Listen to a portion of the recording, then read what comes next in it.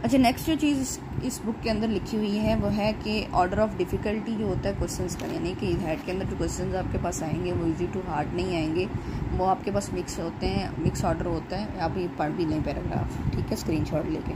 तो इसका ये मिक्स होते हैं क्वेश्चन।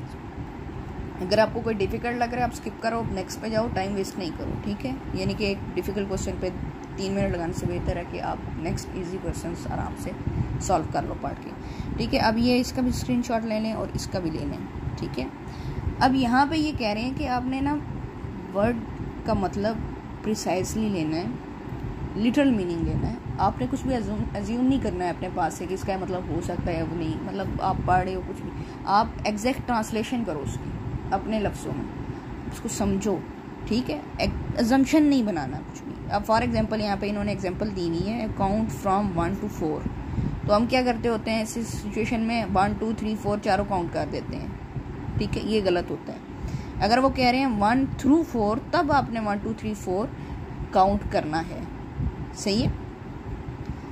तो अगर वो बोल रहे हैं 1 2 4 तो आपने 1 2 और 3 काउंट करना है। अगर थ्रू बोल रहे हैं तब आपने 1 2 3 और 4 को भी काउंट करना है, सही है। तो आपने हर चीज़ का वर्ड का मतलब जो होता है वो लिटरली लेना है। फॉर एग्जांपल अब यहाँ पे एक और चीज़ बता रहे हैं कि वर्ड और, हम जो और यूज़ करते हैं इसका क्या मतलब होता है।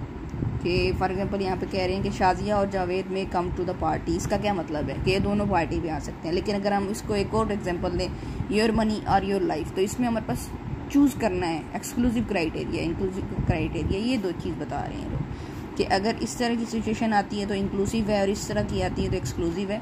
अल्तो हेड के अंदर ये इंक्लूसिव ही पूछते हैं, लेकिन ये दो चीज़ें हो सकती हैं, ठीक है। इंक्लूसिव वर्ड भी हो सकता है, ये एक्सक्लूसिव भी हो सकता है, सही है। तो ये हमारे पास क्या चीज़ आ जाती है, रीडिंग विद प्रिसीजन, ओके।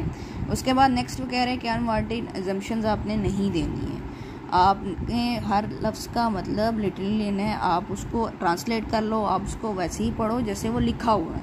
इसमें कुछ भी छुपा हुआ मतलब नहीं होता, ये बिल्कुल एग्जैक्टली वही वर्ड देते हैं जो मतलब ये बताना चाहते हैं, यानी कि जो ये पूछना चाहते हैं सिर्फ वही लिखा होता है, उनको छुपा हुआ मतलब नहीं होता। जैसे हमारे मेडिकल के क्वेश्चन में होता था कि वो आपसे पूछ लेंगे, मतलब वो फंसा के पूछेंगे सवाल, फंसा के नहीं पूछते हैं, बिल्कुल एग्जैक्टली वही लिखा होता है, आप पढ़ो और उसका जवाब दो।